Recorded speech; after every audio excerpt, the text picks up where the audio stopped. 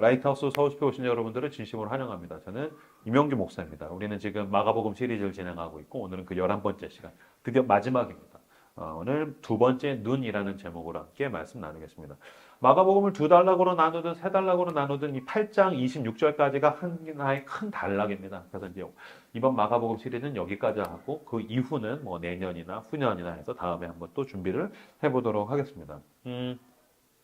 저도 이제 딸을 둘을 키웠는데 애들을 키우다가 보면 얘네가 새로운 간식을 맛보면서 충격을 받는 현장을 이제 목도할 때가 있습니다. 새로운 간식에 눈을 뜨는 겁니다. 원래는 이제 애들이 어떤 간식을 먹냐면 이제 쌀 튀밥 같은 거 먹습니다. 그러니까 순수 쌀로 만든 겁니다. 되게 맛있게 먹습니다. 오죽 맛있게 먹으면 나도 한번 먹어볼까? 먹었는데 맛다가리 하나도 없어요. 그냥 진짜 순수한 쌀이에요. 근데 얘가 이제 과자라는 걸로 처음 먹으니까 얘가 너무 맛있게 먹어요. 그러다가 문제가 생기는 게 어느 날 우연히 어떤 뭐 떨어져 있는 거든지 아니면 어떤 지각 없는 이모나 삼촌이 초콜릿을 주는 거죠. 줘서는 아직 안 되는데 이제 초콜릿을 줘서 그거를 딱 해서 무턱대 우선 입에다가 애들 다 무조건 입에다 넣거든요. 입에다가 초콜릿을 딱 넣고 초콜릿을 처음 맛보는 그 아이의 표정. 정말 눈이 밝아집니다. 이렇게 깜짝 놀라서 아니 세상에 이런 맛이 있다니. 얘는 드디어 이제 초콜릿에 눈을 뜨게 되는 것입니다. 오늘 설교의 출발은 눈을 뜬다라는 말이 어떠한 뜻인가에 대해서 좀 이야기를 나누고 싶습니다. 우리가 어떠한 경험에 대해서 어떠한 경험에 의해 새로운 세계에 진입할 때 우리는 눈을 뜬다라고 이야기합니다. 그러니까 이제 물리적인 가시적인 시각으로서 뭐가 보인다 이게 수준이 아니라 어떠한 특정한 경험에 의해서 새로운 세계에 진입하게 될 때 눈을 뜬다. 그래서 눈을 뜨고 새로운 세계에 진입하게 되면 다 같이 탄식하게 되죠. 뭡니까? 와, 내가 왜 이 맛을 몰랐던가? 내가 왜 이 재미를 몰랐던가? 내가 왜 이걸 모르고 살았는가? 그러면서 왜 이걸 몰랐지? 뭐 어떤 맛집에 갔어요. 와, 내가 왜 이걸 몰랐지? 어디 여행 갔어요. 와, 내가 왜 이런 걸 몰랐지? 어떤 새로운 문물, 기계를 사면서 와, 내가 왜 이런 걸 몰랐지? 그래서 과거에 대해서 탄식하면서 그 사람은 새로운 세계에 진입하게 됩니다. 여러분들도 아마 눈을 떠본 경험이 있을 겁니다. 먼저 이제 뭐 첫사랑을 했었을 때 사랑의 눈을 뜨는 거죠. 대학에 가면은 자유에 대해서 이제 눈을 뜨게 되는 거죠. 의무 교육을 이제 마치면서 또는 이제 취업을 해가지고서 첫 월급을 탔었을 때 알바를 했든지 어쨌든 내 수중에 만져보지 못했던 그 액수의 돈이 이제 딱 찍히는 걸 보면서 우와 돈에 눈을 뜨는 거죠. 근데 사실은 돈을 벌 때 돈에 눈을 뜨는 게 아니라 돈을 쓸 때 눈을 뜨죠. 내가 돈을 썼더니 내가 굉장한 서비스를 받는데라든지 돈을 썼을 때 와, 이 돈이 좋은 거구나. 맛있는 건 비싼 거구나. 야, 좋은 건 다 비싼 거구나. 그래서 돈을 썼을 때 돈의 맛이란 이런 거구나. 제가 이제 권력의 맛에 눈을 뜬다라는 설교를 준비할 때 보니까 여기 권력의 맛을 경험해본 사람이 없는 것 같아요. 근데 이제 그 권력이라는 게 굉장한 게 아니라 내가 가진 특권입니다. 특권. 남들은 못하는데 내가 어떤 특권을 갖는다든지 내가 뭔가 이렇게 힘을 발휘했을 때 모든 사람이 거기 앞에서 고개를 숙이고 움직이게 만드는 힘. 이 권력의 맛이 굉장히 크다더라고요. 그래서 이제 권력의 눈을 뜬다라든지 이런 식으로 눈을 뜬다라고 볼 수 있습니다. 오늘 본문에는 그전에는 보이지 않았는데 새로운 세계를 향해서 진입해서 눈을 뜨는 사람이 등장합니다. 예수님이 시각장애인의 눈을 뜨게 해서 고쳐주시는 지점이 22절에서 26절에 나와 있습니다. 먼저 시각장애인은 어떤 사람입니까? 가시적으로 시력이 없는 사람이에요. 안 보이는 사람이에요. 그렇기 때문에 시각장애란 어떤 것인가? 원래 모든 세계가 존재하는데 그 사람에게는 느껴지지 않는 겁니다. 그죠? 세상은 존재해요. 세계는 존재해요. 아름다운 것과 추한 것, 밝은 것과 어두운 것, 고운 것과 후진 것 다 존재해요. 그런데 보이지 않는 거죠. 그러니까 세계가 존재하는데 보이지 않는 사람, 세계가 존재하는데 그걸 정확하게 인식하지 못하는 사람이 바로 이 시각장애인이라고 이야기할 수 있을 것입니다. 예수님께서 그 사람을 고쳐주셔서 눈을 뜨게 하시고 세상에 존재하는 모든 것들을 정확하게 보고 인식하게 만드는 사건이 오늘 본문이라고 볼 수 있습니다. 그런데 뭔가 묘합니다. 왜냐하면 한 번에 고쳐주시는 게 아니기 때문입니다. 자, 23절, 24절을 같이 읽겠습니다. 시작. 예수께서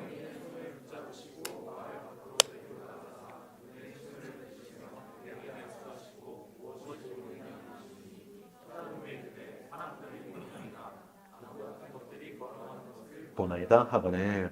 예수님께서 맹인의 손을 잡고서 마을 밖으로 가가지고서 눈에다가 침을 뱉고 어차피 보이지 않으니까 그러니까 왜 이렇게 지저분한 짓을 하시는지 모르겠는데 물론 이제 이 부분에 대해서 제가 이제 설교 준비를 해서 주회를 하면 더 좋은 깊은 영적인 의미를 가질 수 있겠지만 하여튼 어쨌든 오늘은 왜 예수님이 거기에 침을 뱉었느냐는 얘기 넘어가도록 합시다.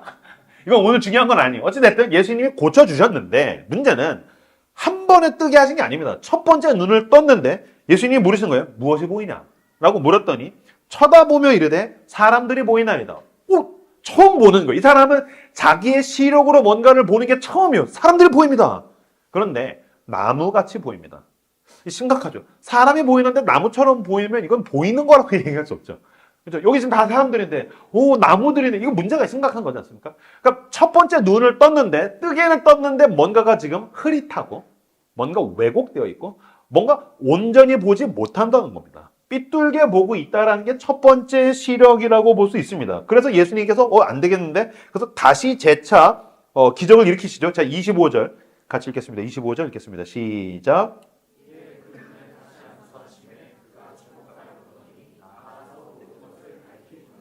이에 그 눈에 온전히 보지 못하는 사람을 나무처럼 보는, 삐뚤게 보는, 왜곡해서 보는, 흐릿하게 보는 눈에다가 예수님이 다시 안수하심에 그가 주목하여 보더니, 여기서 주목하다는 건 뭐냐면은 초콜릿을 먹었을 때 눈이 밝아지는 것, 아니면은 한 여자를 보고서 첫눈에 반했었을 때 주목하게 되는 것, 내가 통장 잔고에 그 액수가 찍혔을 때 주목하게 되는 것, 이제 그런 거죠. 주목하여 보더니 뭐라고 나와 있습니까? 나았어. 비로소 이제서야 나아서 모든 것을 밝히 보는지라. 그러니까 첫 번째 눈을 뜨기는 떴는데 그건 나은 건 아닌 거예요. 그건 온전한 건 아닌 거예요. 그러니까 지금 첫 번째 눈 뜬 것과 두 번째 눈 뜬 것과 뭔가 비교되어 있고 뭔가 대조되어 있다는 것을 알 수 있죠. 흐릿하게 보는 것과 온전하게 보는 것, 뭔가 삐뚤고 왜곡하게 보는 것과 모든 것을 밝히 보는 것, 이 차이가 분명히 있다는 겁니다. 그래서 이 첫 번째 눈과 두 번째 눈이 영적으로 우리에게 어떤 의미가 있는지 오늘 나머지 본문을 가지고 함께 차근차근히 살펴보려고 합니다. 자, 11절과 13절. 자, 11절에서 13절 같이 읽겠습니다. 시작. 바리새인들이 나와서 예수를 힐난하며 그를 시험하여 하늘로부터 오는 표적을 구하거늘 예수께서 마음속으로 깊이 탄식하시며 이르시되 이 세대가 표적을 구하느냐 내가 진실로 너희에게 이르노니 주지 아니하리라 하시고 그들을 떠나 다시 배에 올라 건너편으로 가시니라. 아멘.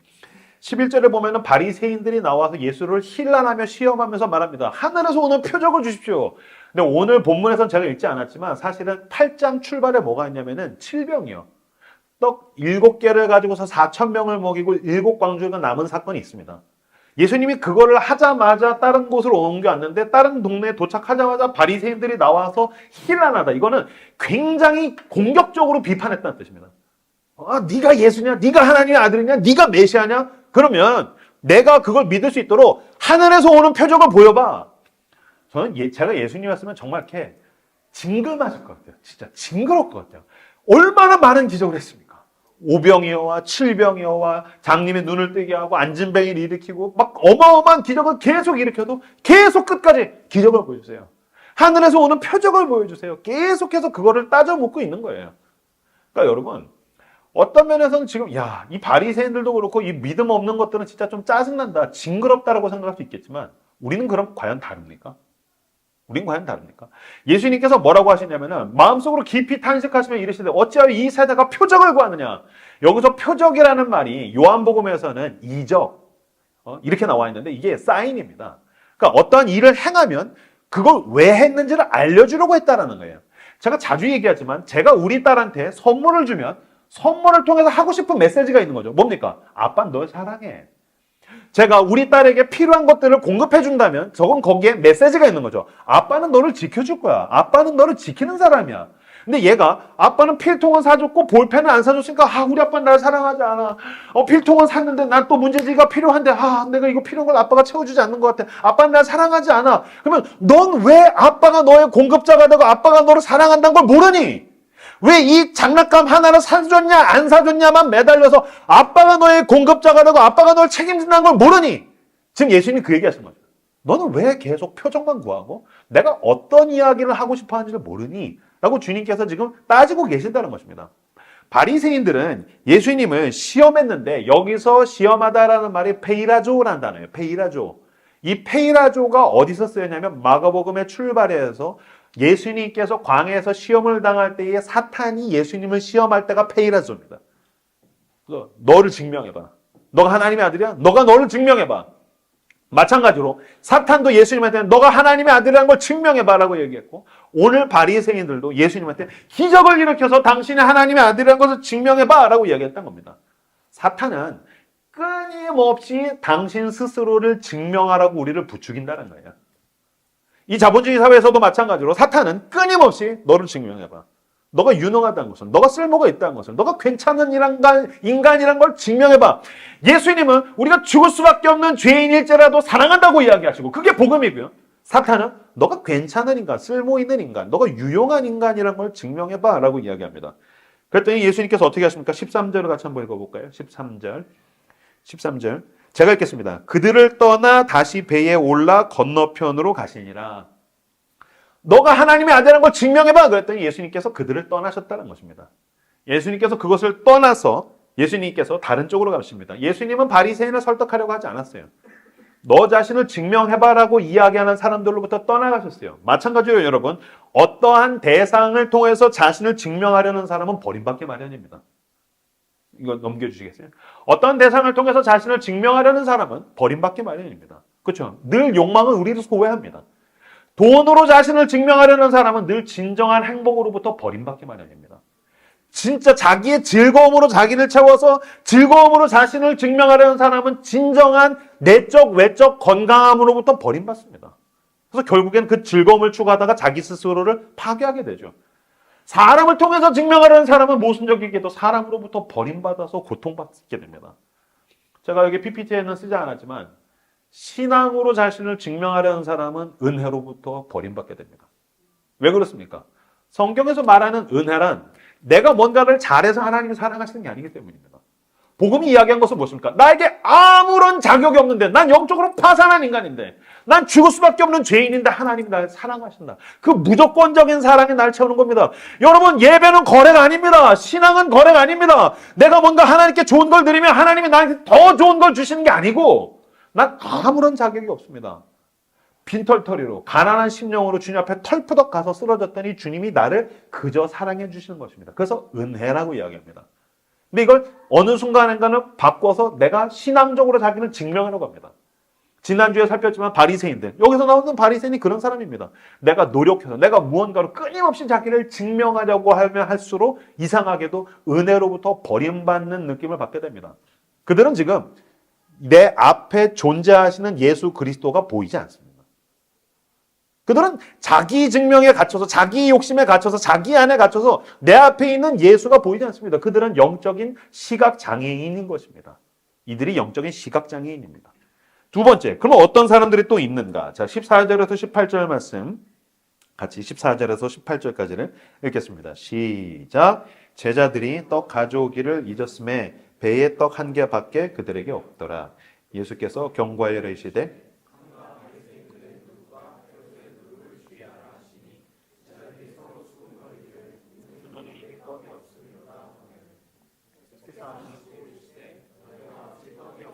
수군거리느냐? 아직도 알지 못하며 깨닫지 못하느냐? 너희 마음이 둔하냐? 너희가 눈이 있어도 보지 못하며 귀가 있어도 듣지 못하느냐? 또 기억하지 못하느냐? 예수님이랑 제자들이 바리새인을 떠나서 막 가고 있는데 배에서 제자들이 수군거리는 거죠. 야, 큰일 났어. 떡이 하나밖에 없어. 아까 예수님이 그 칠병이어로 떡 엄청 만들었을 때 그때 그 챙겼어야 되는데 떡을 안 챙겼어 하면서 막 수군거리니까 예수님께서 뭔가 이렇게 알 수 없는 말을 해요. 알쏭달쏭한. 예수께서 경고하여 이르시되 삼가 바리새인의 누룩과 헤롯의 누룩을 주의하라. 이게 좀 이상한 말이긴 합니다. 떡 없다고 막 수군거리는데 그거 주의해. 누룩을 주의해. 그랬더니 뭔 말이야? 야, 뭐 떡 안 챙겼다고 우리한테 뭐라고 하는 건가 봐. 떡 안 챙겼다고 좀 혼내시는 건가 봐. 그랬더니 예수님이 더 빡쳐서 예수께서 하시고 이르시되 너희가 어찌 떡이 없으므로 수군거리느냐? 아직도 알지 못하며 깨닫지 못하느냐? 너희 마음이 둔하냐? 눈이 있으면 뭐하냐? 귀가 있으면 뭐하냐? 기억하지도 못하냐? 하면서 막 대노해서 경노해서 주님께서 막 혼내시는 지점. 그래서 제자들이 박살나는 지점이 보입니다. 왜 예수님께서 분노하셨을까요? 5병이요 7병이요를 2번이나 거듭했는데도 얘네들은 지금 그게 영적으로 무슨 의미인지를 못하고 눈은 오직 떡에만 있는 겁니다. 예수님이 오병이어로, 칠병이어로 떡을 떼어서 먹이시는 것 가운데 주님이 하고 싶은 말씀이 있었어요. 제가 아까 얘기했죠. 제가 우리 딸한테 필요한 걸 공급하고 선물을 줄 때 아빠는 널 사랑해. 아빠는 너한테 이런 존재야. 이 메시지가 더 중요한 거잖아요. 물론 꼬맹이니까 못 알아듣겠죠. 그럼에도 불구하고 어쨌든 예수님께서 떡을 떼서 먹이실 때 예수님이 하기 원하셨던 메시지는 뭐냐면 어차피 이 떡은 니네가 배고프니까 주지만 이거 먹어봐야 도시락 한 끼야. 배설하면 끝이에요. 내가 생명의 떡이야. 너네는 먹이는 존재는 나야. 너네는 떡을 바라보면 안 되고 생명의 떡인 나를 바라봐야 돼. 예수님은 지금 그 이야기를 하고 싶으신 거예요. 그러니까 너네는 이 떡만 먹고 사는 게 아니라 너네는 지금 너네가 원하는 소원, 문제 해결, 그거 어떤 이슈, 이벤트 그것만 보고 가는 게 아니라 그걸 해결해 줄 때 하나님이 있어야 되는 거구나. 그걸 못 보면 아무 소용 없다라는 거예요. 여러분 우리도 똑같이 어떤 문제와 이슈 계속 거기에만 눈이 가 있지 않습니까? 저 청소년 생각할 때 어느 고3 녀석을 전도했더니 이 녀석이 수능을 앞두고 뭐라고 하냐면 뭐 교회 좋긴 좋은데 지금 수능 앞두고 있어서 교회 못 갈 것 같다는 거예요. 자기를 위해서 기도해 달래요. 저를 위해서 기도해 주셔서 제가 좋은 대학, 제가 원하는 그 대학에 붙으면 자기가 교회를 열심히 나오겠대요. 자기가 원하는 그 대학에 붙으면 진짜 하나님이 계신 줄 알고 열심히 교회를 나오겠다고 그랬어요. 약속을 지켰을까요? 안 지켰을까요? 안 지켰습니다. 제가 그 얘기 듣자마자 그래 기도해 줄게 라고 했는데 제가 속으로 알았어요. 이 새끼는 대학 가도 안 나온다. 어차피 이 새끼는 안 나온다. 왜요? 대학 가면 또 다른 문제가 등장하기 때문이죠. 대학 갔더니 온 세상이 끝납니까? 결말 맺는 겁니까? 해피엔딩 됩니까? 아니죠. 대학 가면 더 큰 문제들이 있습니다. 안 그래도 대학 가서 아무것도 없는 게 공허함으로 현타가 오는데 취업이라는 게 있죠. 연애라는 관문이 있죠. 제가 항상 얘기하지 않습니까? 저희 교회도 취준생들 엄청 많죠. 제가 취준생들 만나서 상담하고 신방할 때마다 그래 취업 준비하니까 힘들겠어요. 잘 지나가요. 기도할게요. 근데 제가 끝에쯤에 이제 어느 정도 적당한 위로를 한 다음에 제가 늘 마지막에 이야기했죠. 지금은 취업 때문에 힘들어 죽겠다고 하겠지만 언젠간 반드시 취업을 하게 됩니다. 취업을 하자마자 1년 내에 당신은 나한테 그 팀장 때문에 죽겠다라는 이야기를 하게 될 겁니다. 그런데 지금 취업 준비도 중요하지만 더 중요한 건 취업 준비하는 가운데에 하나님과 관계가 있는 사람, 하나님을 사랑하는 사람, 하나님의 사랑으로 채우는 사람이 되는 게 더 중요합니다. 취업을 했습니까? 그러면 거기서 예수님과 동행하는 게 중요합니다. 예수로 사는 사람이 되는 게 중요합니다. 솔로일 때에도, 연애할 때에도, 결혼할 때에도, 임신했을 때에도, 애를 낳았을 때에도, 월세, 전세, 자가주택, 하여튼간 우리의 삶 가운데서 중요한 것은 이 떡을 한 끼 먹느냐 마느냐보다 더 중요한 건 예수로 더불어 먹고 사는 사람이 되는 게 중요합니다. 주님은 그 이야기를 하시려고 당신에게 오병이어의 기적을, 문제 해결의 기적을 나타내시는데 우리는 떡만 보고 있다는 겁니다. 요한복음 6장 26절 보시면 여기에는 더 자세히 오병이어에 대한 이야기가 나와 있죠. 같이 읽겠습니다. 읽겠습니다. 시작.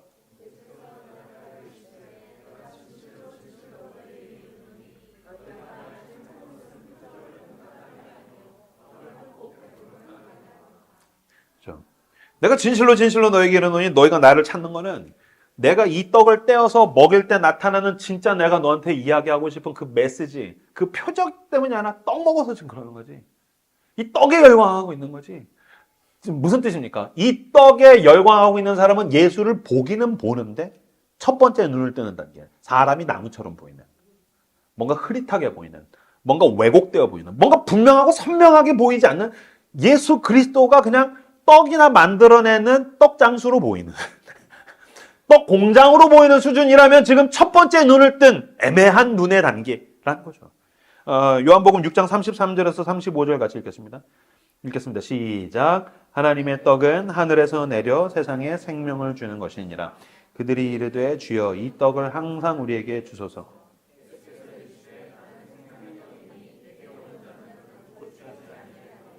나를 믿는 자는 영원히 목마르지 아니하리라. 그러니까 예수님이 이 오병이어의 기적을 통해서 어쩌면 당신의 문제를 해결해 주시면서 당신의 기도에 응답하시면서 당신의 길을 열어주시면서 진짜 주님이 말씀하고 싶으신 건 뭡니까? 나는 생명의 떡이니 내게로 오는 자는 결코 주일이지 아니할 터이요 나를 믿는 자는 영원히 목마르지 아니하리라. 너가 그거 붙들고 있잖아. 너 또 배고파져. 너 그거 붙들고 있잖아. 또 목말라져. 그런데 이걸 준 나를 바라봐야지. 나한테 와. 내가 너를 영원히 먹일 거야. 내가 너의 영혼의 허기를 해결해 주시는 건 나밖에 없단다. 왜 그걸 모르니? 근데 떡, 아니요, 그거 모르겠어요. 나 이거 해결해 주세요. 내가 원하는 거 이거 해결해 주세요. 라고 하고 있다면 지금 첫 번째 눈을 뜬 단계. 사람이 남으로 보이는 수준이란 것입니다. 사람이 남으로 보이는 흐릿함은 사실 우리 모두에게도 있습니다. 예수 그리스도를 구원자라고 이야기하지만 내 스스로 내 삶을 살아가야 된다고 생각하다가 보니까 내가 뭔가 갖지 못해서 염려와 걱정으로 매여 있다면 당신은 첫 번째 눈을 뜬 단계인 겁니다. 하나님이 내 인생의 주인이라고 이야기를 하지만 사실은 하나님을 끌어와서 내 욕망을 채우고 싶다면 당신은 지금 첫 번째 단계에 있는 것입니다. 흐릿하게 보이고 사람이 남으로 보이고 그리스도가 그리스도로 보이지 않는 겁니다. 하나님에게 내 인생의 목적이 있는 것이 아니라 주님이 나의 어떤 면에서는 도구 수준에 불과하고 있다면 그냥 일요일날 교회나 가는 수준이지 내가 평상시 가운데 주님과 동행하는 가운데 주님이 부어주시는 그 충만함으로 내가 채워지고 있지 못하다면 당신은 지금 첫 번째 눈을 뜬 단계. 그렇다면 당신이 이제 두 번째 눈을 뜨는 단계까지의 주님의 이끄심과 은혜가 우리 모두에게 필요할 수 있다는 겁니다. 첫 번째 눈을 뜬 사람은 사실 예수님을 믿기는 믿지만 흐릿하다가 보니까 그들이 매여 있는 게 두 가지가 있다는 것을 이후에 본문이 보여줍니다. 첫 번째는 종교성이고 두 번째는 세속적인 욕망입니다. 15절 말씀을 같이 15절 읽겠습니다. 15절 읽겠습니다. 시작.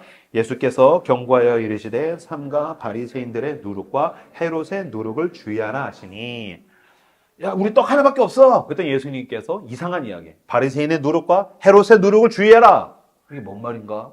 그런데 먼저 누룩은 뭐냐면 효모곰팡이라고 생각하시면 됩니다. 효모곰팡이. 이게 두 가지 때 2000년 전에 두 가지에서 쓰였습니다. 첫 번째 술을 빚을 때 썼고 두 번째로는 이 빵을 부풀릴 때. 그래서 지금은 베이킹 파우더를 쓰지만 이게 이제 효모곰팡이로 그거 했었습니다. 그래서 이게 뭔가를 굉장히 이렇게 부풀리는 확산시키는 힘이 있고요. 두 번째로는 이게 쭉 번져가는데 이게 좋은 곳에 쓰이지 못하면 곰팡이니까 어떻게 될까요? 썩게 되겠죠. 그러니까 변질시키는 것입니다.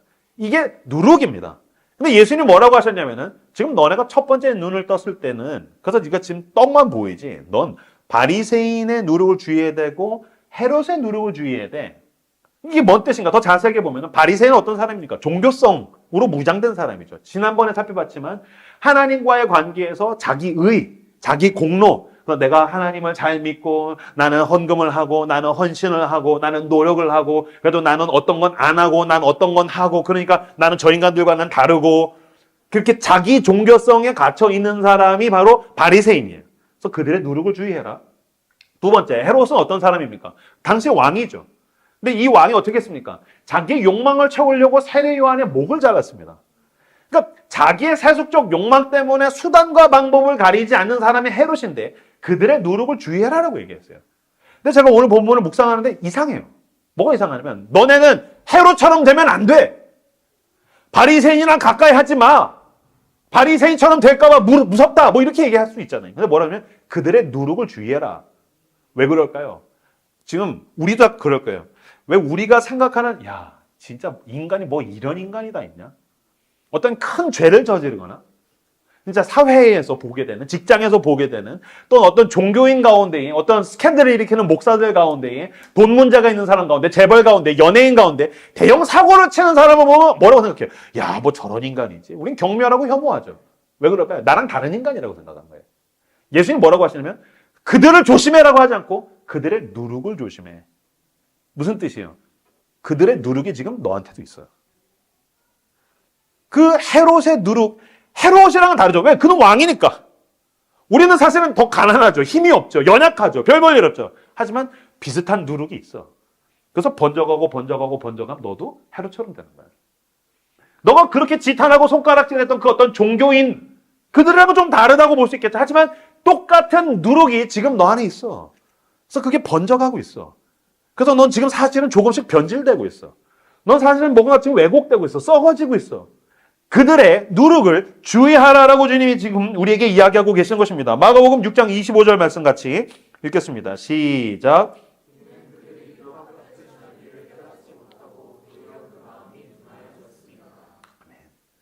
그들이 그 떡 되시던 일을 깨닫지 못하고 주님이 나를 살리시지, 주님이 나의 생명의 떡이지, 주님만이 나를 채우지, 주님만이 내가 어디로 가야 될지 모르는 인생 가운데 주님만이 길이지, 주님만이 답 없는 인생 가운데 진리지, 주님만이 죽어가는 내 삶 가운데 영원한 생명이지. 이게 아니라 그 떡 되시던 일을 깨닫지 못하고 뭐고 있다? 마음이 둔해졌다. 여기서 마음이 둔해지다라는 말에 대한 원어는 굳은 살이 백이다라는 뜻이 있습니다. 굳은 살이 백이면 어떻게 되죠? 딱딱합니다. 왜 뒤꿈치 같은 데 이렇게 발뒤꿈치에 굳은 살 베기면 딱딱해지면 어떻습니까? 나중에 감각이 없습니다. 굳은 살이 배기면 감각이 없습니다. 마찬가지로 내 마음에 굳은 살이 배겨서 감각이 없는 겁니다. 내 영혼에 굳은 살이 배겨서 감각이 없는 겁니다. 근데 감각이 없는 가운데에 누룩이 툭 와서 변질되기 시작합니다. 내가 사실은 복음으로 출발했고 은혜로 출발했는데 종교성으로 번져가기 시작합니다. 사실은 내가 하나님이 좋아서 하나님의 영광을 향하여서 내가 그 뜻을 향하여서 이렇게 출발했는데 어느 순간인가는 내가 세속적 욕망으로 번져가기 시작합니다. 변질되기 시작합니다. 넌 헤롯의 누룩을 주의하라. 넌 바리새인의 누룩을 주의하라. 그게 번져가고 있다는 겁니다. 왜 그런 때 있지 않아요? 빵을 사와가지고서 냉장고에다 이렇게 식빵을 넣었어요. 근데 모르고 만약에 뚜껑을 제대로 잘 쪼매지 않으면 쪼맨단 말이 너무 뭐라고 해야 돼? 밀봉하지 않으면 이게 공기가 들어가니까 이게 금방 부패합니다. 그러면 식빵을 먹으려고 이렇게 봤는데 막 파란색 곰팡이들이 여기저기 있어요. 이게 며칠 안에 일어나는 일입니다. 근데 만약에 그걸 그대로 일주일만 더 냅둔다고 생각해 보세요. 식빵에 곰팡이가 가득할 거예요. 무슨 생물 실험처럼. 근데 만약에 그게 오픈되어 있다고 생각해 보세요. 그러면 여러분 며칠 지나면 냉장고의 모든 곰팡이로 인해서 음식물들이 다 부패하게 될 거예요. 지금 그 얘기를 하시는 거예요. 사실은 우리는 그런 괴물과 같은 어떠한 범죄자나 악인과는 다를 수 있죠. 하지만 아주 작은 누룩이 툭 떨어져 있는 거죠. 내 마음에, 내 심령에, 어떠한 시간에, 어떠한 내 눈길에 견물생심이라고 하죠. 뭔가를 보는 순간 내가 가까이 하지 말아야 그 무언가를 향한 어떤 누룩이 쫙 번지기 시작하는 거죠. 어떤 내 행동이 나를 오염시키기 시작하는 거죠. 어떤 관계가 나를 오염시키기 시작하는 거죠. 번지는데 나는 내 마음과 영혼의 굳은 살이 배어서 냅두는 거죠. 너는 바리새인의 누룩과 헤롯의 누룩을 주의해라. 너는 냅두면 지금 거기까지 갈 것이다. 라고 주님께서 우리에게 지금 이야기하고 계시다는 것입니다. 저도 제가 너무나도 극하게 혐오하고 경멸했던 목사들이 있어요. 한때는 스타 목사고 유명한 목사였고 유명한 기독교 지도자였는데 순식간에 스캔들로 인해서 몰락하는 목사님들. 돈에 의해서 어떤 성적인 문제에 대해서 권력을 쥐려다 하다 보니까 순식간에 몰락하는 그 목사님들이 있어요. 제가 사랑하는 제 스승께서 그 얘기 하시더라고요. 형규야, 난 그런 생각해. 그 사람들은 내 나이 때 나보다 더 하나님을 사랑하지 않았을까? 나보다 더 기도하고 나보다 더 성경 읽고 나보다 더 열심히 전도하고 나보다 더 탁월했을 텐데 어쩌다가 그 사람들이 순식간에 몰락하게 됐을까? 어느 순간인가 영혼의 굳은 살이 배겨서 누룩이 번지고 있는데 냅두는 거죠. 그러면 거기까지 가게 되더라라는 것입니다. 마찬가지로 여러분, 여러분의 삶에 작은 누룩이 툭 하고 떨어집니다. 거짓의 누룩이 떨어집니다. 불의한 이득의 누룩이 툭 떨어집니다. 간음과 음란함의 누룩이 툭 떨어집니다. 어떤 쾌락의 누룩이 툭 떨어집니다. 그것이 점점 번져갑니다. 분노가 커져가기 시작합니다. 원망과 불평이 커져가기 시작합니다. 우울함이 커져가기 시작합니다. 왜 냅두겠습니까? 주님 앞에 나아가십시오. 내가 어디가 썩어 있는지를 주님께 내어 보이십시오. 요한복음 3장 제가 읽겠습니다. 요한복음 3장 14절에서 20절까지. 20절은 유명한 구절이에요. 아마 여러분 가운데 많이 아실 겁니다. 볼지어다 내가 문 밖에 서서 두드리노니 누구든지 내 음성을 듣고 문을 열면 내가 그에게로 들어가 그와 더불어 먹고 그는 나와 더불어 먹으리라. 이거 아마 회심할 때 처음 예수님 영접할 때 많이들 읽어주는 구절입니다.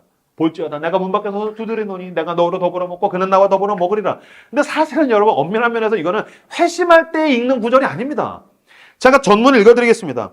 라오디게아 교회를 향해서 보낸 겁니다. 15절. 하나님께서 말씀하십니다. 내가 내 행위를 아노니 내가 차지도 아니하고 뜨겁지도 아니하도다. 내가 차든지 뜨겁든지 하기를 원하노라. 내가 이같이 미지근하여 뜨겁지도 아니하고 차지도 아니하니 내 입에서 너를 토하여 버리리라. 내가 말하기를 나는 부자라 부요하여 부족한 것이 없다 하나 내 곤고한 것과 가련한 것과 가난한 것과 눈먼 것과 벌거벗은 것을 알지 못하는도다. 내가 너를 권하노니 내게서 불로 연단한 금을 사서 부요하게 하고 흰 옷을 사서 입어 벌거벗은 수치를 보이지 않게 하고 안약을 사서 눈에 발라보게 하라. 너는 지금 첫 번째 눈을 뜬다는 게 아니면 영적인 난시 수준이 아니라 영적인 시각장애인이라서 나는 괜찮아. 난 잘 살고 있어. 나는 행복해. 라고 하지만 너는 지금 벌거벗었고 수치를 당하고 있고 너 안에 있는 그 누룩이 너를 썩어 문드러지게 하고 있는데 너는 왜 계속해서 어두컴컴한 가운데 헤매고 있느냐. 안약을 사서 눈에 발라 보게 하라. 무릇 내가 사랑하는 자를 책망하여 징계하노니 그러므로 내가 열심을 내라 회개하라. 볼지어다 내가 문 밖에 서서 두드리노니 누구든지 내 음성을 듣고 문을 열면 내가 그에게로 들어가 그와 더불어 먹고 그는 나와 더불어 먹으리라. 여러분에게 아주 작은 누룩이 툭 떨어져서 번져가고 있습니다. 냅두지 마십시오. 주님께서 책망하십니다. 회개를 요구하십니다. 가슴을 찢으며 나아가 돌이켜 주님 앞에 두 번째 눈을 뜨게 되는 단계까지 나아가시는 저 여러분들 다 되시기를 주님의 이름으로 축복합니다. 제가 봤던 드라마 중에 인생 드라마예요. 조승우의 비밀의 숲. 조승우의 비밀의 숲. 명작입니다. 조승우의 비밀의 숲. 여기에서 이제 조승우가 감정을 어떤 병에 의해서 감정을 느끼지 못해서 정의로운 검사로 나와요. 그래서 이 검사가 모든 것을 공정하게 수사해서 이 권력형 비리들을 해결한다라는 얘기인데 여기 조승우가 정의로운 검사라고 한다면은 여기 이제 차장 검사가 나오는데 이 권력을 위해서 모든 걸 불사하는 사람, 자기의 욕망을 위해서 막 그렇게 달려가는 그런 욕망 투성이로 보여요. 이 이찬준 차장 검사예요. 근데 이제 마지막에 보면 대반전이 있어요. 이 이창준 차장검사가 마지막에 대반전이 있는데 이건 제가 여러분을 사랑하니까 제가 스포하지 않을게요. 1시 반에는 스포했어요. 그때 어마어마한 원성을 들었거든. 근데 제가 여러분에겐 참겠습니다. 어쨌든 이 이창준 검사가 한 명대사입니다. 띄워주시겠습니까? 모든 시작은 밥 한 끼다. 그저 늘 있는 아무것도 아닌 한 번의 식사 자리. 접대가 아닌 선의의 대접. 돌아가면서 낼 수도 있는. 다만 그날따라 내가 안 냈을 뿐인 술값. 바로 그 밥 한 그릇이 술 한 잔의 신세가 다음 만남을 단칼에 거절한 것을 거부한다. 인사는 안면이 되고 인맥이 된다. 내가 낮을 때 인맥은 힘이지만 어느 순간 약점이 되고 더 올라서면 치부다. 작가가 미친 것 같아요. 어떻게 이렇게 쓰지? 모든 건 밥 한 끼. 누룩처럼 툭 와가지고서 번져가는데 내가 낮을 때 인맥은 힘인 것 같지만 어느 순간인간 약점이 되고 더 올라서면 치부가 된다. 첫 발에서 빼야 한다. 이건 뭐 거의 복음이죠. 첫 발에서 빼야 한다. 첫 시작에서. 마지막에서 빼내면 대가를 치러야 한다. 그렇다면 그렇다 해도 기꺼이. 그러면서 이제 이 검사님이 스스로 이제 죽게 되는 거예요. 이거 스포네요. 1시 반에도 이런 식으로 얘기했어요. 나쁜 놈인 줄 알았는데 죽으면서 자기가 굉장히 좋은 사람인 걸 드러내는 건데 어쨌든 첫 발에서 빼야 한다. 너희는 바리새인의 누룩을 주의해라. 너희는 헤롯의 누룩을 주의해라. 거기까지 가면 돌이키기 힘들 거다. 여러분들 속에 무엇이 번져가고 있습니까? 그 어떤 누룩에 오염되고 있습니까? 처음에는 은혜로 출발했으나 종교성에 오염되고 있고 세속적 욕망에 오염되고 있다면 이 시간 가슴을 찢으십시오. 주님께서 우리를 책망하며 회개를 촉구하십니다. 가슴을 찢고 주님 앞에 나와 정결함을 얻는 저 여러분들 다 되시기를 그리스도 이름으로 축복합니다. 다시 벳세다 시각장애인으로 가보시죠. 그가 첫 번째 눈을 떴을 때는 흐릿합니다. 그래서 종교성과 그 다음에 세속적 욕망에 의해서 휘둘리는 사람이 그런 의미겠죠. 하지만 주님께서 어떻게 하십니까? 자, 25절 말씀 같이 읽겠습니다. 25절 읽겠습니다. 시작. 이에 그 눈에 다시 안수하심에 아멘. 이 25절의 은혜가 우리 모두에게 있기를. 작은 누룩이 와서 나를 오염시킬 때에 이 25절의 은혜가 저에게 있기를 그리고 여러분 모두에게 있기를 그리스도 여러분 축복합니다. 주님께서 다시 안수하심에 주님께서 내버려 두지 아니하시고 오염되도록 그냥 냅두지 아니하시고 다시 안수하심에 그가 주목하여 보더니 나아서 회복되어서 모든 것을 밝히 보는지라. 두 번째 눈을 떠야 합니다. 주님께서 여러분에게 우리의 두 번째 눈을 뜨게 하십니다. 그렇다면 우리는 무엇을 보게 됩니까? 두 번째 눈을 뜨는 사람은 두 가지를 보게 되는데 첫 번째, 종교성 대신에 복음의 눈을 뜨게 됩니다. 복음을 보게 됩니다. 복음을 보게 된다는 것은 무슨 뜻입니까? 첫 번째로는 내가 얼마나 죄인인지를 알게 됩니다. 그래서 종교성을 추구하는 게 아닙니다. 그리스도의 십자가 앞에 나아가 보십시오. 여러분들이 오늘 예배와 여러분의 일상 가운데에서 시간을 떼어서 그리스도의 십자가 가운데로 나아가 보십시오. 뭐가 보입니까? 난 죽을 수밖에 없는 죄인인 이명규가 보입니다. 가련한 영혼, 주님의 은혜가 아니면 살 수가 없는, 계속해서 누룩이 나한테 뒤덮고 있는데 주님 나는 죄인입니다. 내가 이것들을 숨기고 은밀한 가운데 키워가려고 하는, 내가 이걸 즐거워하고 있는 이 죄성을 내가 봅니다. 주님, 날 불쌍히 여겨주십시오. 난 영적으로 파산한 상태입니다. 그래서 나는 주님 앞에 나아가서 죽을 수밖에 없는 죄인이라는 것을 인정하게 됩니다. 두 번째, 눈을 뜨면 내가 얼마나 죄인인가를 보게 되고, 그 죽을 수밖에 없는 죄인의 신분을 가지고 십자가 가운데로 나가면 또 뭘 보게 됩니까? 하나님이 나를 얼마나 사랑하신가를 보게 됩니다. 내가 뭘 잘해서 사랑하신 게 아닙니다. 우리가 아직 죄인 되었을 때에 그 아들을 우리에게 내어주심으로 하나님이 우리를 얼마나 사랑하신지를 확증하십니다. 내가 널 사랑한다. 아무것도 바랄 게 없어서, 기댈 게 없어서, 의지할 게 없어서 빈손으로, 가난한 심령으로 나아가면 주님이 우리를 사랑하십니다. 그래서 자격 없는 자에게 부어지는 것을 은혜라고 이야기합니다. 그렇게 되면 날마다 눈을 뜰 때 하나님 날 사랑하신다. 떡에 눈이 꽂혀 있었을 때는 안 보였죠. 복음이 안 보였죠. 하나님의 사랑이 안 보였죠. 이 문제가 해결돼야지 그분이 날 사랑하실 거야 라고 생각했는데 아니요. 복음의 눈을 뜨게 되니까 나에게 하루를 주신 게 하나님의 선물이야. 그분이 날 사랑하신다. 내가 뭘 잘해서 자격이 있어서 유능하고 탁월해서 사랑하신 게 아니야. 난 아무것도 바랄 게 없는 자격 없는 죄인인데 그분이 날 사랑하신다. 내 삶에 얼마나 하나님의 사랑이 나를 채우고 있는지를 알게 됩니다. 성경을 펼 때, 기도할 때, 사람들과 대화할 때, 내가 일할 때, 내가 쉴 때, 내가 길을 걸을 때, 운전을 할 때, 모든 순간 가운데 나를 채우는 하나님의 사랑이 보이기 시작합니다. 뭐 할 수 있습니까? 예배할 수 있습니다. 예배는 거래가 아닙니다. 그 놀라운 사랑에 감격하는 자들이 모여서 주님의 이름을 찬양하는 것입니다.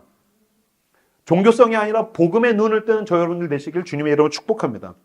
두 번째, 눈을 뜨면 세속적 욕망 대신에 소명이 보이기 시작합니다. 세속적 욕망이 아니라 소명의 눈을 뜨게 됩니다. 제가 좀 극단적으로 얘기를 해볼게요. 제가 봤을 때 왜 나 같은 중년 남성의 그 귀결이 치킨집이듯이 연예인들의 귀결은 둘 중에 하나로 날 때가 많은 것 같아요. 모두가 그럴 수는 없어. 모두 일반할 수는 없어. 물론 이제 11시, 1시 반에서 녹화가 안 되니까 그겁니다! 라고 했는데 이제 녹화가 되니까 일반적으로 이런 귀결이 있는 것 같아요. 뭐냐면은 마약 아니면 컴패션인 것 같아요. 봉사활동. 이 둘로 귀결이 되는 것 같아요. 마약 아니면 봉사활동. 이쪽으로도 많이 가시는 것 같아요. 물론 이제 그 케이스가 크게 보이는 거겠죠. 근데 그런 생각을 해봐요. 왜 마약을 할까? 그렇게 유명한데? 그렇게 돈이 많은데? 그렇게 많은 사람들에게 사랑과 인기를 받는데 왜 마약을 할까? 수많은 인기가 오는데 여러분 체감하지 못합니다. 체감하지 못합니다. 우리가 다 인기가 없으니까 인기가 있으면 체감할 수 있을 것 같죠. 저만 해도 이렇게 인스타그램에 게시물 올리면 좋아요 300개 이상씩 달리거든요. 50개까지는 누가 눌렀는지 볼 수 있습니다. 200개가 넘어가서는 그거 못 봅니다. 그거 보는 애는 하루 종일 할 일이 없는 애입니다. 300명, 400명 누르면은 아무도 공감 못 하는군요. 그거 확인 못 합니다. 그냥 눌렀거나 300이구나 400이구나 인스타에 올라갔더니 유튜브에 올라갔더니 조회수가 1000이 넘었구나 많이 넘었구나 뭐 릴스가 좀 떴구나 이런 숫자지. 우와 막 행복해 많이 넘었어 좋아요가 300이 넘었어 300명이 날 사랑하고 있어 못 느낍니다. 돈이 어느 순간 이상 오면은 내 통장 자산이 나를 행복하게 해줄 거라고 믿는 거지 그건 느끼지 못합니다. 숫자잖아요. 어떻게 느껴요? 못 느껴요. 그럼 그때부터 뭐 하기 시작합니까? 이걸 내가 어떻게 느껴야 되지? 자기의 즐거움을 우상으로 삼아서 가기 시작합니다. 모든 걸 동원해서 자기를 즐겁게 만들어 주려고 할수록 그 사람은 자기를 파괴합니다. 제가 아까 말씀드렸죠. 바리새인처럼 자기를 증명하려 할수록 그 사람은 버림받게 됩니다. 소외받게 됩니다. 결국엔 자기의 삶을 스스로 파괴해서 산산조각을 내버립니다. 반대 경우가 있죠. 더 이상 내가 나를 즐겁게 만들어주지 않기로 결단을 하는 거죠. 그게 뭡니까? 봉사활동이죠. 뭐 차인표 씨 같은 경우만 해도 컴패션에 가서 연예인으로 아무리 인기가 있고 유명해지고 돈을 벌고 그랬는데도 만족이 없었다고. 심지어 교회를 다녀도 만족이 없었다고. 그런데 컴패션에서 거기 제3세계 가서 가난한 나라에 있는 한 아이에게 끌어안고서 서로를 환대해 주는 가운데 난 이러라고 사는 거구나. 그래서 돌아와서 자기가 가지고 있는 모든 것들을 동원해서 누군가를 돕는 데 쏟아붓죠. 코클리라는 신학자가 이렇게 이야기했습니다.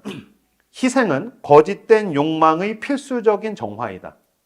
거짓된 욕망은 우리를 죽음으로 끌고 간다는 거예요. 난 즐겁고 싶어. 나는 사람들에게 사랑받고 싶어. 난 더 어떤 힘을 더 가지고 싶어. 난 나를 증명하고 싶어. 그 거짓된 욕망은 우리를 죽음으로 끌고 간다는 거예요. 이때 맞설 수 있는 무기는 뭐냐면 희생은 거짓된 욕망의 필수적인 정화이다. 그게 나를 죽음으로 몰아갈 때 희생이 무기라는 거예요. 그것과 맞서 싸울 수 있는 방법은 희생이라는 거예요. 그러니까 이 희생은 하나님께서 당신을 통해 하나님의 나라를 세우기 위한 널 도구로 쓰려는 게 아니라 희생을 해야 내가 더 안전해진다는 거예요. 희생이 나를 생명으로 이끌어간다는 거예요. 희생이 나를 더 건강하게 만든다는 거예요. 여러분, 즐거움을 추구하던 사람이 어느 순간인가 즐거움을 희생시키는 거예요. 그래서 다른 사람을 즐겁게 해주려고 내 즐거움을 막 희생시켜요. 그래서 내가 고생했는데 이 사람이 즐거워하는 걸 보면서 어느 순간인가, 야, 이런 게 진짜 깊은 즐거움이구나. 난 고생해서 이 사람을 즐겁게 해줬더니 이 사람이 막 기뻐하고 행복해하는 걸 보면서, 아, 진정한 즐거움, 깊은 즐거움은 내 즐거움을 희생시키고 이 즐거움을 이렇게 나누어 줄 때에 헌신할 때 나오는 거구나. 희생이 그 사람을 더 건강하게 만드는 것입니다. 돈의 노예가 되지 않는 방법은 내 돈을 희생시키는 것입니다. 모든 사람이 돈을 추구하고 생존과 성공과 성취를 위해서, 소유를 위해서 돈에 매여 있을 때 내 돈을 희생시키는 것입니다.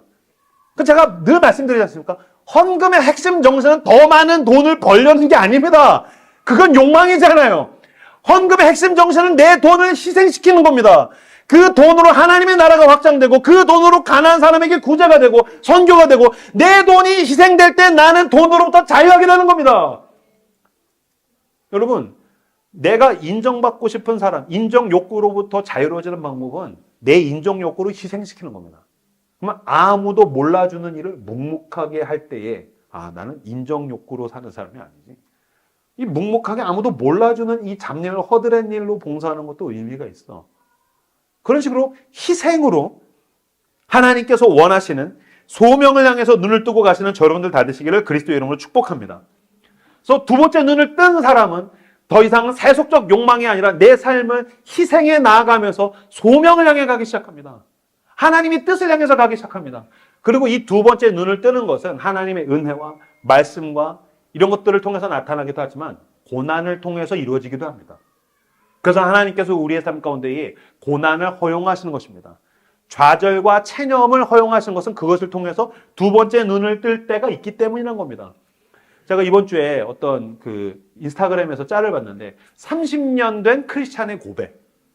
이 사람은 원래 취업을 했었을 때 모태 신앙인데 신앙에는 아무 관심 없고 오직 목표는 임원이 되는 거였대요. 그 회사에서 임원이 되는 거. 그래서 신앙적으로 뭘 하고자 하시고 다 필요 없고 그냥 일요일에 교회만 가고 이 사람은 모든 수단과 방법을 동원해서 난 임원이 되겠다. 술을 먹고 불법과 편법을 쓰고 사람을 사랑하고 섬겨내고 전혀 없고 오직 이기적인 욕망에 의해서 난 임원이 되겠다. 수십 년을 그렇게 갔는데 임원에서 미끄러지게 됩니다. 좌절하게 됩니다. 그래서 큰 고통의 시간을 지나갑니다. 그때 고통의 시간 가운데 하나님 앞에 나아가서 기도하고 은혜를 받은 다음에 두 번째 눈이 뜨이기 시작해요. 나는 더 이상 임원을 위해서 살지 않겠다. 나는 나 스스로를 위해서 살지 않겠다. 그래서 친구들이 와서 회사에서 야, 술 먹으러 가자. 그랬더니 놀랍게도 두 번째 눈이 뜨였더니 굉장히 용기가 생겼다는 거죠. 안 먹어. 야, 너 원래 잘 먹었잖아. 나 원래 교회 다녔는데 그냥 먹은 거였어. 나 이제 안 먹어. 야, 너 이런 거 편법, 이런 거 불법 해야 돼. 안 해. 야, 너 이거 하면 안 돼. 어차피 임원도 안 됐는데 안 해. 됐어, 꺼져. 그래서 두 번째 눈을 뜨고 그가 하나님께서 원하시는 그 길을 향해서 새로운 걸음을 내딛기 시작했다는 거예요. 우리의 삶의 고난은 때때로 우리를 체념하게 만들어서 두 번째 진실한 눈을 뜨고 하나님의 나라를 향해서 걸음을 내딛게 만들 때도 있습니다. 반주해 주시겠습니까? 제가 예전에 설교 때 이야기했던 적이 있는데 이영표 선수의 인터뷰 이야기로 마무리를 지려고 해요. 이영표 선수는 지금 크리스찬으로서도 대단하고 사회에서도 굉장한 영향력을 끼치는 사람이죠. 이영표 씨가 인터뷰를 했는데 당신의 인생에서, 당신의 축구 인생에서 가장 중요했던 시간이 언제입니까? 제가 그 인터뷰를 봤는데 너무 재밌었어요. 당신의 축구 인생에서 가장 중요한 시간은 언제였습니까? 제가 봤을 때 2002년 월드컵 때인가? 코치가 되었을 때인가? 어떤 때지? 로마에 가겠다고 해외에 탁 영입됐을 때인가? 어떤 때였을까? 뭐라고 얘기하냐면은 대학교 4학년 때 국가대표 선발전에서 탈락한 날이래요. 그날이 왜 중요합니까? 자기는 대학 때 내내 오직 국가대표를 위해서 살았대요. 국가대표. 친구들, 동료들이 술 마시러 가도 새벽까지 축구했대요. 동료들 잘 때도 자기는 2, 3시 새벽까지 축구했대요. 연애할 때도 축구했대요. 자기는 오직 국가대표를 위해서 계속해서 누구보다도 성실하고 열정적으로 축구했다는 거예요. 대학교 4학년 때 국가대표 선발전을 했는데 6명 중에서 4명이 붙었는데 자기보다 더 게으르게 했던 4명 붙고 자기만 떨어졌대요. 떨어졌다는 얘기를 듣고 나서 그날 저녁에 너무 열이 받았는데도 또 공을 가지고서 그라운드에 와서 축구 연습을 했대요. 공을 차고 또 차고. 그러다가 새벽쯤 됐을 때 알 수 없는 분노가 막 올라와서 공을 뻥 찬 다음에 그 그라운드 위에 그냥 벌러덩 누웠대요. 그리고 막 울었다는 거예요. 엉엉 울었다는 거예요. 이렇게 얘기해요. 그날이 나에게 축구 인생에서 가장 중요한 날이었습니다. 기자가 물어요. 아, 그래서 그 이후로 더 열심히 해서 국가대표가 되고 2002년 월드컵에도 나가고 했군요. 아니요. 그날 이후로 내 인생에서 축구는 가장 중요한 게 아니게 되었습니다. 그날 이후로 축구는 나한테서 가장 소중한 게 아니라는 거예요. 내가 축구를 따라가면 난 이런 것들을 계속 경험하게 되겠군. 무슨 뜻입니까? 축구가 내 인생의 구원자가 아니라는 것을 알게 된 겁니다. 내가 바르던 떡을 놓고 무언가 나의 구원자를 기다리는 가운데 이영표 선수는 예수 그리스도를 만나게 됩니다. 그는 진정한 두 번째 눈을 뜨고 세속적 욕망이 아니라 소명을 향해 걸음을 내딛기 시작합니다. 주님의 영향력을 축구를 통해서 수많은 도구를 통해서 나타내기 시작합니다. 마찬가지로 두 번째 눈을 떠서 복음을 바라보고 소명을 바라보며 이 땅에 주어진 그 하나님의 뜻을 향해 살아가시는 저 여러분들 다 되시기를 그리스도의 이름으로 축복합니다. 오늘 설교의 마무리를 제가 써온 기도문으로 같이 읽으며 마치려고 합니다. 같이 읽겠습니다. 시작. 주여, 우리의 두 번째 눈을 뜨게 하사 주님만이 나를 이끄시는 길이요 답이 없는 내 인생의 진리요 죽을 것 같은 내 삶의 생명임을 알게 하소서. 주여, 내 눈을 뜨게 하사 내가 영적으로 파산한 죄인임을 알게 하시고 은혜의 십자가를 붙들게 하옵소서. 주여, 내 눈을 뜨게 하사 내 욕망을 위해 사는 삶의 공허함을 알게 하시고 욕망이 아니라 소명을 향해 살게 하소서. 주님을 닮은 희생과 헌신이 있게 하소서. 아멘. 이 시간 함께 우리에게 주신 말씀들을 붙들고 기도하며 주님, 내가 두 번째 눈을 뜨게 하여 주십시오. 내 눈에 안수하사 다시 안수하사 주여, 내가 밝히 보기 원합니다. 예수의 십자가를 보기 원합니다. 복음을 보길 원합니다. 내 욕망이 아니라 그 소명을 보기를 원합니다. 길이요 진리요 생명이신 그 예수를 바라보며 주님이 가시는 길 따라가는 내가 되게 해달라고 오늘 우리에게 주신 말씀들을 붙들고 함께 기도하며 하나님 앞에 나아가도록 하겠습니다. 기도합시다.